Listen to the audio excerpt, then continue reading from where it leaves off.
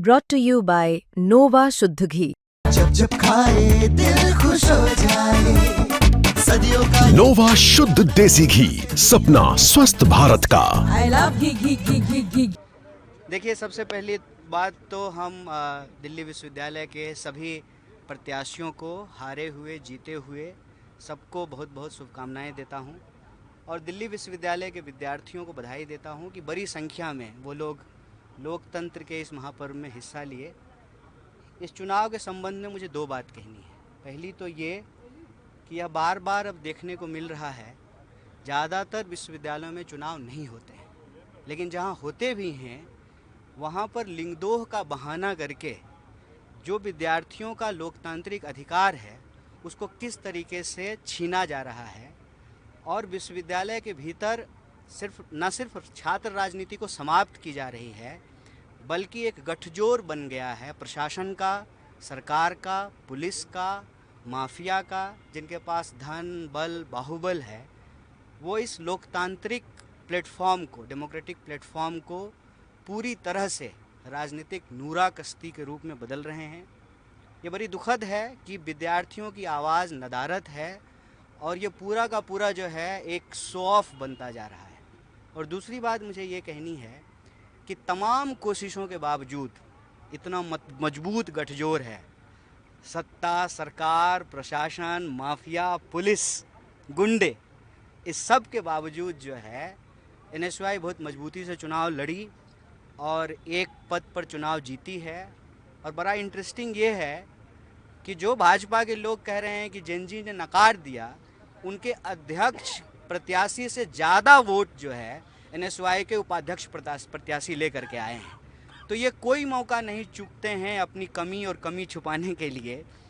मैं एबीवीपी से और यह जो पूरा का पूरा गठजोड़ है उनसे यही कहता हूँ, अभी तो हम एक जीते हैं, अगर हम ना भी जीते होते तब भी जो है उन यूनिवर्सिटी के लिए भी लड़ते हैं जहाँ चुनाव होते ही नहीं हैं।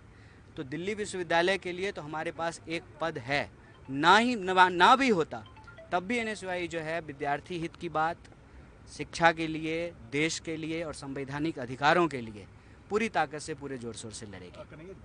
देखिए, मैं पूरी की पूरी जो है ना इलेक्शन प्रक्रिया आज जिस तरीके से हो गई है उसके संबंध में आपसे चीज़ें साझा कर रहा हूँ कि आप पोलिंग एजेंट अलाउ नहीं कर रहे हैं, कॉलेज के बाहर जो है दूसरे संगठन के लोग पर्चियाँ नहीं बांट सकते हैं, एक तो गुंडे आकर के हमला कर रहे हैं जो एनएसयूआई के प्रचार करने वाली टीम है उसके ऊपर, उसके बाद पुलिस आकर के उन गुंडों को पकड़ने की बजाय हमारे कार्यकर्ताओं को उठा करके ले जाती है। तो ये सवाल जो है ना सिर्फ वोट का नहीं, पूरे के पूरे इलेक्शन प्रोसेस को जिस तरीके से आज समाप्त किया जा रहा है। आप ये देखिए ना कि दिल्ली विश्वविद्यालय के चुनाव के जो मंजर थे, जो नज़ारे थे, वो इस देश की छात्र राजनीति को किधर ले जा रहे हैं। गिने हुए विश्वविद्यालय हैं जहां इस देश में चुनाव हो रहे हैं, बाकी सब जगह चुनाव बंद कर दिया गया है। क्यों चुनाव बंद कर दिया गया है? कि नेता के बेटा बेटी तो ऐसे ही नेता बन जाते हैं, छात्र राजनीति से जो लोग नेता बन रहे थे उस प्रक्रिया को ही समाप्त कर दो। और जहां कहीं अगर चुनाव हो भी रहा है वहां भी जो है माफिया के बच्चे आकर के जो है छात्र नेता बनेंगे। तो आम विद्यार्थियों की आवाज़ कौन उठाएगा? कौन मेट्रो पास की बात करेगा? कौन मेंस्ट्रुएशन लीव की बात करेगा? कौन हॉस्टल की बात करेगा?